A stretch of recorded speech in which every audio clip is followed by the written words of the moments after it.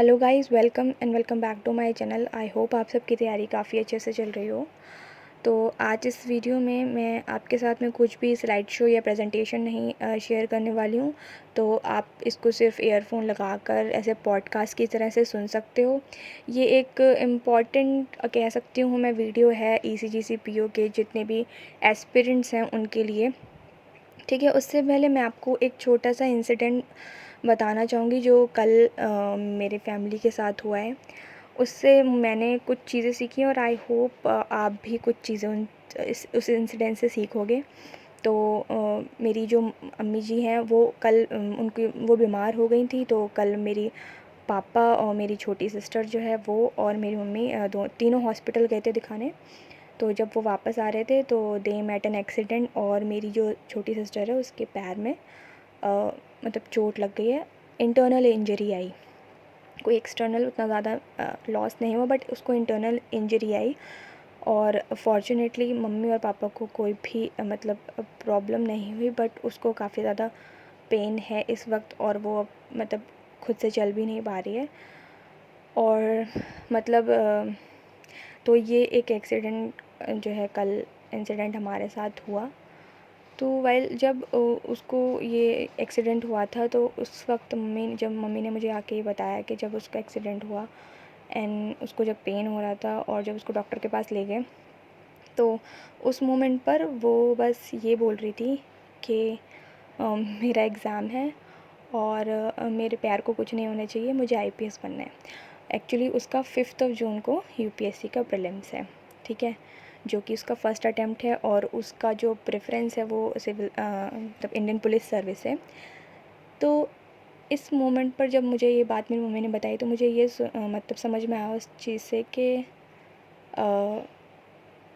उस टाइम पर उसको पेन ज़्यादा होना चाहिए था, उसको आई थिंक वो सब चीज़ें भूल जानी चाहिए थी, उसका एग्ज़ाम एंड बट उस मोमेंट पे भी उसको अपना एग्ज़ाम और उसको अपना जो उसको परस्यू करना है वो याद आया।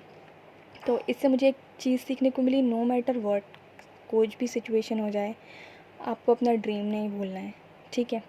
और दूसरी बात, जब वो वापस घर आई तो जब मेरी उससे बात हुई तो सेम चीज़ उसने मुझसे बोली कि मेरा प्यार को कुछ नहीं होना चाहिए और मुझे आई पुलिस सर्विसेज में जाना है, ठीक है। तो मैंने और उसका एग्ज़ाम भी जो है का 5 जून को है। तो मैंने जो हमारे डॉक्टर हैं उन्होंने बोला है कि लाइक 1 हफ़्ते तक का बेड रेस्ट होना चाहिए क्योंकि उसको इंटरनल इंजरी हुई है और अगर वो ज़्यादा चलेगी तो उसको वो ज़्यादा ख़राब हो सकती है।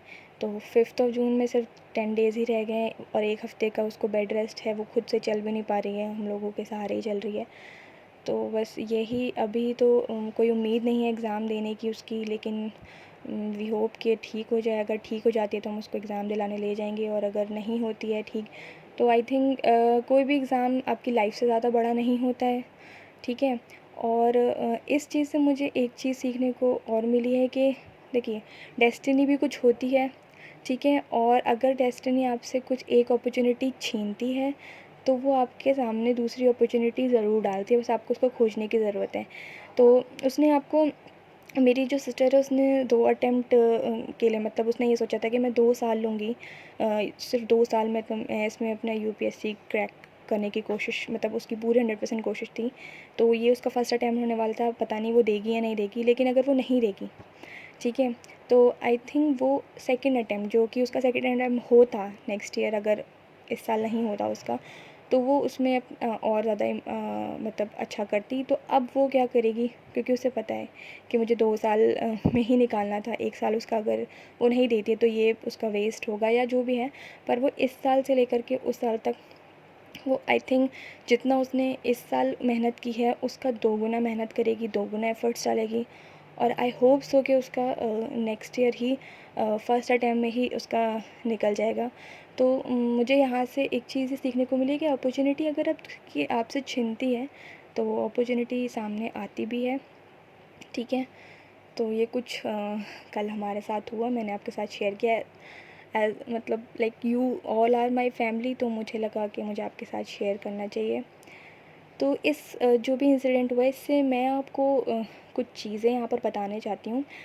जैसे ईसीजीसी पीओ का एग्ज़ाम है, मेरा भी है, आपका भी है, और सबको टेंशन है, ठीक है। स्ट्रेस लेवल सबका सेम, आई नो, क्योंकि ये एक ऐसा एग्ज़ाम है, इसमें आपको बहुत सारे सब्जेक्ट पढ़ने हैं, आपको इंग्लिश भी पढ़नी है, आपको डिस्क्रिप्टिव भी भी देना है सॉरी, आपको कंप्यूटर भी करना है, फिर आपको उसके साथ जनरल अवेयरनेस भी करनी है, तो बहुत सारा कुछ है। और काफ़ी सारे लोग का ये फ़र्स्ट अटैम्प्ट है। बेसिकली ऐसा एग्ज़ाम हमेशा मेंस में होता है, ठीक है। तो काफ़ी सारे लोग डरे हुए हैं, और मतलब जो है स्ट्रेस भी है, ठीक है। स्ट्रेस इज़ नॉर्मल, स्ट्रेस होना बहुत ज़्यादा नॉर्मल है, मुझे भी हो रहा है, बट उस स्ट्रेस को आपको अपने ऊपर हावी नहीं होने देना है, ठीक है, बिल्कुल भी हावी नहीं होने देना है, और फेलियर्स की चिंता नहीं करनी है। कुछ लोग ये सोच रहे होंगे कि मैं नहीं दूंगी या नहीं दूंगा एग्ज़ाम, मैं फ़ेल हो जाऊंगा, मुझसे नहीं होगा, तो आप लोग गलत हो। जब तक आप एग्ज़ाम में बैठोगे नहीं, जब तक आप एग्ज़ाम को फ़ेस नहीं करोगे, तब तक आपको नहीं पता चलेगा कि आप कहाँ स्टैंड कर रहे हो, ठीक है। और जो है फेलियर अगर आता भी है, मुझे पता है 1,64,000 लोगों ने, 60,000 लोगों ने फॉर्म फिल किया है, तो उनकी जॉब नहीं लगनी है, पूरों की तो नहीं लगेगी। 75 ही आपकी वैकेंसीज़ है, तो जाहिर सी बात है बहुत सारे लोग निराश होकर लौटेंगे, बट वो फेलियर से लौटेंगे, ठीक है, फेलियर मिलेगा उनको, लेकिन वो फेलियर उनका ऐसा होगा जो उनको अगली सक्सेस में बहुत हेल्प करेगा, ठीक है। आपको बताएगा वो फेलियर कि आपकी कहाँ कमी रह गई, आपको कहाँ इम्प्रूव करने की ज़रूरत है, ठीक है। तो और एक चीज़ और भी मैं ये कहना चाहूँगी कि लोग फेलियर से डरते बहुत हैं, बट फेलियर से डरना नहीं चाहिए, बल्कि उनको एकदम समझ लो कि आप हाथ फैला के उनका स्वागत करो फेलियर्स का, क्योंकि फेलियर्स के बाद जो सक्सेस मिलती है ना, उसका मज़ा ही कुछ और होता है, ठीक है। तो उन लोगों से पूछिए जो 6-6, 7-7 अटैम्प्ट के बाद जिन लोगों ने मतलब कुछ अचीव किया है, तो लाइक बहुत सारे एग्जांपल्स हैं। अब अगर आप एलन मस्क की बात करें, और अगर आप एडिसन की बात करें, तो ठीक है, सबके फेलियर्स रहे हैं, ठीक है। तो फेलियर्स जो है हर किसी की ज़िंदगी में आते हैं, हर सक्सेसफुल मैन की ज़िंदगी में किसी ना किसी रूप में फेलियर्स आए हैं, तो फेलियर्स की चिंता मत करिएगा। और जो है आपका जो ECGC PO का एग्ज़ाम है, अब कुछ दिन बचे हैं, आई थिंक 3 दिन बचे हैं। मैं तो कल ट्रैवल करने वाली हूँ, क्योंकि 28 को मेरा एग्ज़ाम है RBI का, और मुझे दिल्ली जाना है। मेरे यहाँ से दिल्ली अराउंड 6 से 7 घंटे दूर है, तो मुझे कल ट्रैवल करना होगा, और आई डोंट थिंक सो कि मैं इसके बाद वीडियो बना पाऊँगी एग्ज़ाम तक। बट एग्ज़ाम वाले दिन मैं कोशिश करूँगी कि मैं आपको एनालिसिस दे दूँ वहीं लाइव सेंटर से लाइव आके, और हो सकता है मैं RBI वाले एग्ज़ाम के बाद आपको रिव्यू दे दूँ कि किस तरीके के क्वेश्चंस आए थे जनरल अवेयरनेस में। हालांकि दोनों एग्ज़ाम अलग अलग है, बट एक आइडिया मिल जाता है, तो मतलब हमें अच्छा लगता है, थोड़ा सा अच्छा फ़ील होता है, ठीक है। तो आई होप आप सबकी तैयारी काफ़ी अच्छे से चल रही होगी, और जो है ज़्यादा स्ट्रेस लेने की ज़रूरत नहीं है इस टाइम पर। आपको अभी क्या करना है, मैं आपको 2-3 चीज़ें बता देती हूँ, उसको जो है आप रिवाइज़ करते रहिए, ठीक है। सबसे पहले आप जो है बजट को अच्छे से रिवाइज़ कर लीजिए, और मई मंथ के जितने भी जनरल अवेयरनेस के क्वेश्चंस हैं उनको अच्छे से रिवाइज़ कर लीजिए, इससे काफ़ी पोर्शन आएगा। और सेकेंड चीज़, अगर कंप्यूटर में काफ़ी सारे लोगों ने पूछा था कि कंप्यूटर में आप क्या करें, कोई लास्ट मोमेंट पर कर रहे हैं, तो कंप्यूटर के लिए मैंने पहले भी आपको बताई थी, ऑलिव वुड की जो एक नोट्स हैं, वो अभी भी मैं आपको बता रही हूँ, लिंक डिस्क्रिप्शन बॉक्स में मैंने दे दिया। ऑलिव बोर्ड के नोट्स हैं, अगर आप उनको एक बार गो थ्रू कर लेंगे तो आपको थोड़ा सा आइडिया हो जाएगा। हिंदी में भी वो नोट्स अवेलेबल हैं और इंग्लिश में भी हैं।